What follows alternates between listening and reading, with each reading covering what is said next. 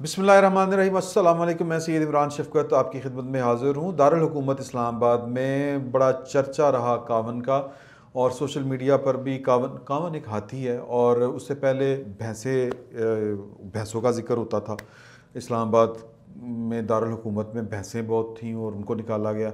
अब वो social media पे भैंस और हाथी को लेके ये कहा जा रहा है कि अल्लाह ताला जिस तरह भैंसों की सुनी गई और हाथी कामन की सुनी गई, इस तरह सारे जानवरों की, इस्लामाबाद के जो जितने जानवर हैं उनकी सुनी जाए।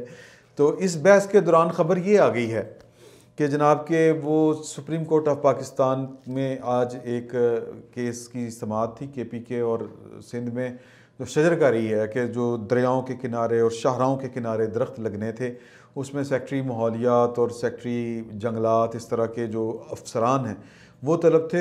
इस समाअत के दौरान अदालत ने चीफ जस्टिस पाकिस्तान की सरबराही में जो अदालत समाअत कर रही थी इस मुकदमे की, उसमें बिलियन ट्री नामी जो मंसूबा है जिसकी बड़ी धूम थी, बड़ा चर्चा था, और जिसका या यूँ समझे कि ये जिस जहन की तख्लीक थी, वो जहन, उसके बारे में कहा जाता है कि जी कि वो जहन बहुत ईमानदार है।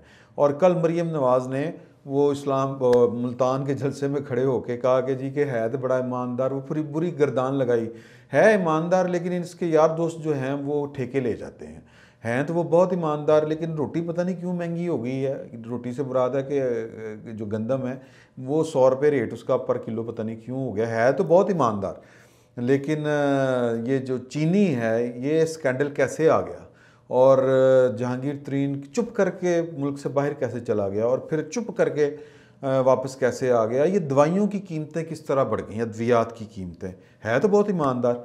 तो वो जो मरीम नवाज़ ने एक कह लें कि वो जो बातें की, वो बातें ग्राउंड पे मौजूद तो हैं, और ख़ुद इमरान खान साहब कहते हैं कि हाँ जी दवाइयाँ दी कीमतें वधियां, मानते हैं, और लेकिन ये बात नहीं बताते कि मैंने जो वो मुशीर था, मतलब अपना जो अद्वियात वाला, फिर उसको मैंने क्यों हटाया, और हटा के तो फिर मैंने उसको पार्टी का सेक्रेटरी जनरल क्यों बनाया। क्योंकि वो बात ये है कि सुने हैं कि वो बेचारे के हिस्से में थोड़े पैसे आए थे। उसने खान साहब को जाके बताया कि वो जोड़े 2 बंदे ना सर, बड़े बड़े अफसर जड़े ने, वो बहुते पैसे वो खा गए ने, मैंने तो उन्होंने झूंगा देता है। तो खान साहब हैं तो ईमानदार, लेकिन पूरी ईमानदारी से आंखें बंद कर लेते हैं कि नीचे जो करप्शन हो रही होती है। अच्छा, वो उनको क्यों करनी पड़ती हैं कि भाएं तुसी हुकूमत नहीं करनी, या फिर क्यों करनी पड़ती हैं कि यार जब हुकूमत चाहना सी तो उदों इन लोगों ने हमारा साथ दिया था। ATM मशीनें जो बड़ा एक शुगल लगा था, वो भी इनका इसी वजह से था कि आप की अपनी ईमानदारी तो है, लेकिन या इसकी एक और इसकी मिसाल इस तरह के, अगर किसी महल्ले का इमाम मस्जिद 5 वक्त इमामत करवाता है, लेकिन उसका जो लाइफ स्टाइल है वो जो कोई 10,000 5,000 या 20,000 का जो वजीफ़ा मिलता है उसको, उससे लाइफ स्टाइल ज़रा भारी है। अच्छा, वो क्यों भारी है कि वो जिला पहलवान जड़ा है जो जुआ कराता है महल्ले में, वो मौलवी साहब के घर का सारा ख़र्चा चलाता है, और फिर मौलवी साहब जो हैं वो अपने खुतबे में उनकी नेकियों का, उनकी खिदमत खल्क का भी जिक्र फरमाते रहते हैं, और जुए की तरफ नहीं देखते वो कि यह जुआ भी करवाता है, मनशियात भी वेचता है। समझ रहे हैं ना बात ये वाली। तो यही मामला था इमरान खान साहब का। जिस वक्त जहांगीर तरीन साहब इनकी पार्टी में शामिल हुए, और उस वक्त भी लोगों के कान खड़े हुए थे, लेकिन जब अब्दुल हलीम खान साहब जो हैं वो होंगे बड़े ईमानदार होंगे, लेकिन लाहौर में उनके चर्चे हैं, और वो चर्चे ये हैं कि जनाब के वो लैंड माफिया एक होता है ना जी, तो वो लैंड माफिया में उनका नाम आता हैं वो बड़े दयालु किस्म के आदमी हैं। तो बहरहाल जब वो पार्टी में शामिल हुए थे, ये मैं आपको एक और वाक़या बताऊँ। इस वाक़े के रावी हैं हफीज़ुल्लाह न्याज़ी साहब।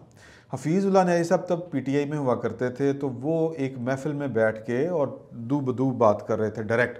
वो कह रहे थे कि जी मैं तुहाडी पार्टी शामिल होना चाहना, खान साहब मुझे आप शामिल क्यों नहीं करते। तो उन्होंने कहा यार वो कर लेंगे, हो जाएगा, ये है वो है, इस तरह की बातें कर रहे हैं। फिर कहते हैं बात ये है कि आपकी रेपुटेशन जो है ना वो ज़रा बड़ी खौफनाक किस्म की है, तो इसलिए बहुत सारे लोग जो है ना वो डर रहे हैं। तो ये कोट एंड कोट है।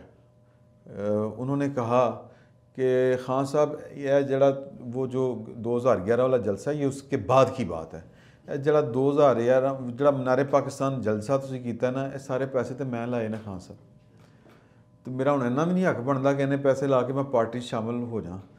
तो मतलब ये है कि ये कोई पता नहीं इंजीनियरिंग कहाँ से हो रही थी, कहाँ से नहीं हो रही थी, और इमरान खान साहब को अपनी रेपुटेशन का कितना ख्याल था या नहीं ख्याल था।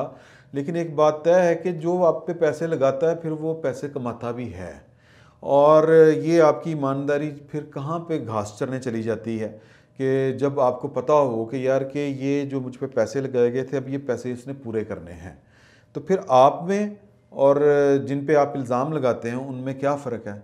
फॉरेन फंडिंग केस ये एक आइडियल मिसाल है इमरान खान साहब की कि वो इस केस को नहीं चलने देते। अगर इतने ही वो ईमानदार हैं तो मेरा ख्याल है कि इस केस का भी अदालत में फ़ैसला हो जाना चाहिए, और फिर अदालतों को भी देख लेना चाहिए यार कि वो किसको कितना लेवरेज दे रही हैं और वो क्या बाकी इंसाफ कर रही हैं या फिर कोई और उन पर जो उंगलियां उठती हैं क्या वो दुरुस्त उठती हैं। तो मामला जो था वो था बिलियन ट्री मंसूबे का। अब ये बिलियन ट्री मंसूबा उनके जो बदखाहान हैं, उनके जो नाकिद हैं, वो तो पहले दिन से कह रहे हैं कि पायना बहुत बड़ा फ्रॉड है। इसकी मतलब ये कि आप, वो कहती है अदालत ने कहा कि हमें आप वो जो है ना वो सैटेलाइट इमेज दें। उन्होंने महकमा मौसमियात को बताया कि हमें पता चले कि कित्थे कित्थे तुसीं दरख्त लाए ने, और ये बिलियन ट्री मंसूबे का मतलब ये है कि अगर ये इसमें आप कहें कि 1 लाख कम भी लग गया है दरख्त या 10 लाख कम लग गया है दरख्त, तो फिर भी पाकिस्तान सैटेलाइट इमेज के ऊपर हरा भरा आपको नज़र आएगा।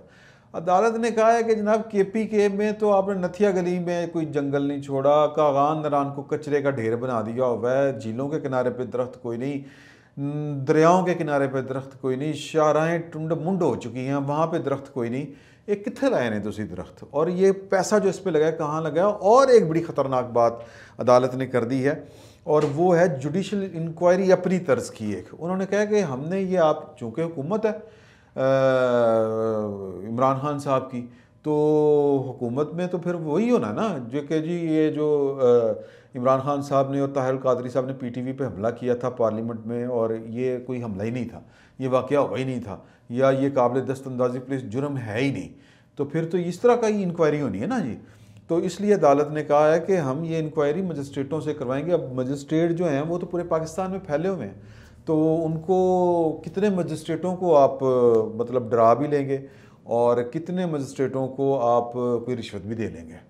तो अगर ये इंक्वायरी अदालत ने मजिस्ट्रेटों से करवाई कि हाँ जी भाइन वो पकड़ेगा DCO को साथ या DC को, और या तहसीलदारों को दिखाएगा हाँ जी दरख्त कितने लाए ने, तो तुसी अब ये जवाब नहीं हुआ भाई चील आई तो दरख्त जड़ा लाया सी चुक के लै गई, तो किनियां चीलां आनियां तो चुक के लै जानियां। तो इमरान खान साहब की और इनकी हुकूमत की जो ईमानदारी का भरम है वो सियासी एतबार से तो खुल चुका है, लोगों को पता है कि ये कितने ईमानदार हैं। उनके पास तो ये जवाब नहीं है, बल्कि NRO दे दिया अपनी बहन को हलीमा बाजी को कि जनाब कि उनसे कोई पूछ नहीं सकता कि आपने ये पैसे कहाँ से लिए, और बाहर जायदादें अमेरिका में सिलाई मशीन केड़ी सी वो भी दसो, तो जिसमें कमा कमा के आपने दौलतें ख़रीदी हैं। बेसिकली हलीमा बाजी जो हैं वो बोर्ड ऑफ गवर्नर की हिस्सेदार हैं, और जितनी वो फ़ंड रेजिंग होती है वो वही करती है, उसकी जो ख़ाज़न है ख़जानची हैं वो वही हैं। तो इसकी भी एक इंक्वायरी बनती है कि ये पैसा तो है तो कौम का पैसा। बहरहाल इस पर नहीं भी जाते, लेकिन ये जो इमरान खान साहब का भरम मुमकिन है कि जो उनकी ईमानदारी का भरम सियासी तौर पर तो खुल चुका है, अब अदालती तौर पर भी खुल जाए और ऑफिशियल हो जाए। एक तो साहब थे जो इनको ट्रस्टिफाइड सादिक और अमीन कह गए थे, हालांकि उन्होंने आप वो अब उनकी अपनी जो सदाकत और अमानत है वो पूछने वाली है कि भाएं वो डैम वाले पैसे कितने गए ना, वो जो डैम बनाना सी कितने गया। तो वो देखा ना ये कैसे कैसे मजाक होते हैं, डैम बनाओ, कितने डैम भाई, कोई डैम नहीं। अच्छा तो ना उस पैसे का कोई पता है, अब वो आपको कोई आके बता दे उत्थे पे है, कोई वाली वारस नहीं है कौमी ख़जाने का, एमी बातें ही हैं। और ये जो मिलियन ट्री वाला मंसूबा है इसमें भी कितने पैसों का गबन हुआ और कितने पैसों का नहीं हुआ, ये अगर अदालत सीरियसली इस केस को उसने अगर वो चलाती रही तो इमरान खान साहब की ईमानदारी का जो भरम है वो मेरा ख्याल है कि वो डिग्री वापस लेनी पड़ेगी कि जनाब कि ये सादिक और अमीन है जो सुप्रीम कोर्ट के एक चीफ जस्टिस इनको दे गए थे। तो मेरा ख्याल है कि अब अदालत इनको कहेगी कि नहीं पाइन वो गलती हो गई सी। तो अब देखें जो भी होता है, लेकिन वो क्या कहते हैं कि खेल एक बड़े मज़ेदार मरहले में दाखिल हो चुका है। फ़िल वक्त इतना ही, बहुत बहुत शुक्रिया।